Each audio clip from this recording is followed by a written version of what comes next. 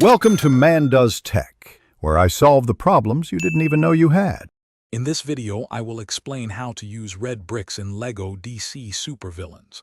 First, you need to find the red bricks. They are hidden in various free play levels throughout the game. To access these levels, you must first complete their corresponding story mode missions.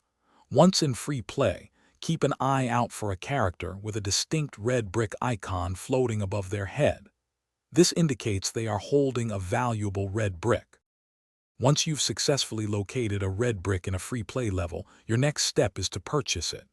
Head over to one of the main hub areas, either the Watchtower or the Hall of Doom. Within these locations, you'll find a dedicated red brick terminal, often in STAR labs. Interact with this terminal, and you'll see a list of all the red bricks you've discovered.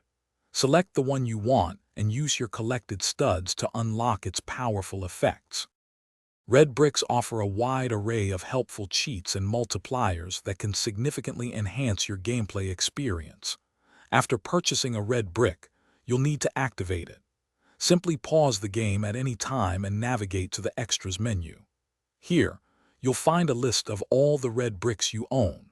You can easily toggle them on or off, allowing you to customize your game with effects like stud multipliers or invincibility. The benefits of using red bricks are immense, especially for stud collection. With multiple stud multipliers active, you can achieve an incredible stud bonus, multiplying your earnings by up to 3,840 times.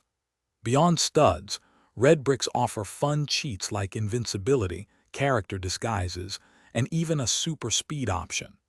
These can make replaying levels or exploring the open world much more enjoyable. Remember to check the description for a link to the Owala water bottle and other great deals. Thanks for watching. If you found this helpful, don't forget to like and subscribe.